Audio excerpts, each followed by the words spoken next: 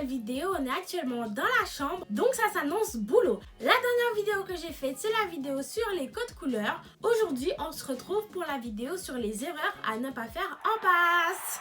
J'ai fait une fiche comme d'habitude pour qu'on soit cadré.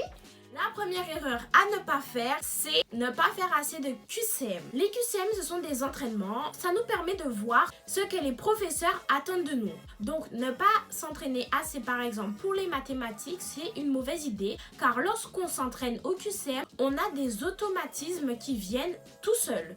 Les calculs, on les apprend plus facilement. Et de toute façon, on voit vraiment ce qui est important. La deuxième chose à éviter, c'est le téléphone. Je vous l'avais déjà dit dans une vidéo ou même dans plusieurs vidéos, vraiment le téléphone, il faut s'en éloigner. Dès que vous sentez que ça va pas, vous devez aussi arrêter. Vous prenez une pause, vous prenez votre téléphone 10 minutes, mais s'acharner alors que vous n'arrivez plus à travailler, ça aussi c'est une chose à ne pas faire. Ensuite, il faut aussi respecter les périodes de travail. Si aujourd'hui vous avez décidé de travailler 2 ou 3 heures, en général les périodes de travail vont de 2 à 4 heures. Donc, si vous avez décidé de travailler par exemple la physique pendant 3 heures aujourd'hui, alors il faut respecter ces 3 heures. Et ensuite, vous faites des pauses de 10-15 minutes. Mais sinon, vraiment respecter les périodes de travail, c'est important. Il faut aussi être organisé, ça bien sûr, je pense que c'est la chose à éviter, ne pas être organisé, y aller sans planning, sans emploi du temps, c'est vraiment voué à l'échec. L'organisation vraiment elle est très importante cette année, donc essayez de respecter ce que vous avez décidé dès le début ou même respecter votre méthode de travail car c'est important.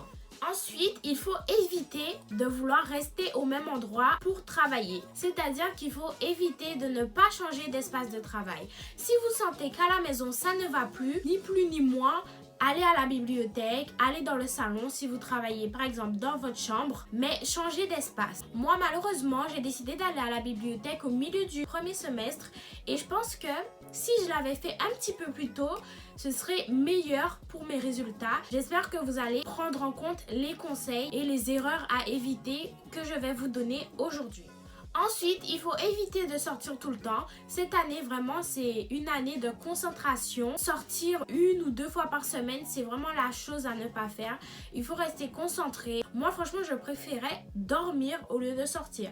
C'est-à-dire que je m'octroyais une sortie par mois et je pense que c'est la chose à faire. Une sortie où vous allez voir vos amis, boire un verre ou autre, ou profiter même en famille et vous retrouver. Mais sinon, sortir plusieurs fois dans le mois, c'est une mauvaise idée.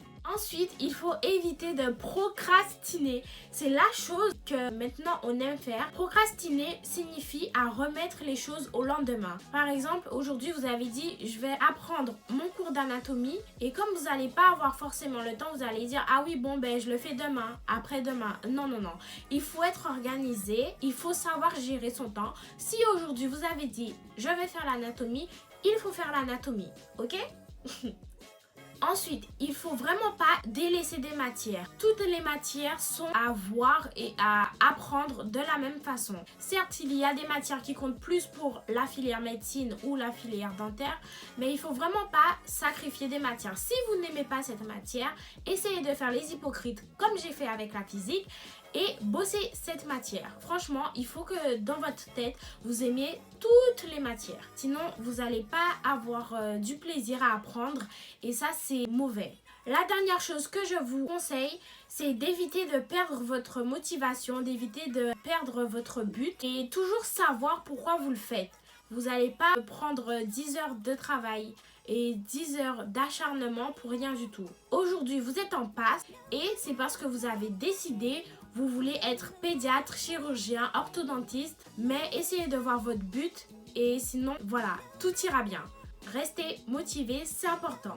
Voilà, c'est tout pour moi. J'espère que vous avez aimé cette vidéo. N'oubliez pas de liker, de vous abonner, de commenter et d'activer la cloche de notification pour ne rien rater. À la prochaine. Bisous mes petits poussins.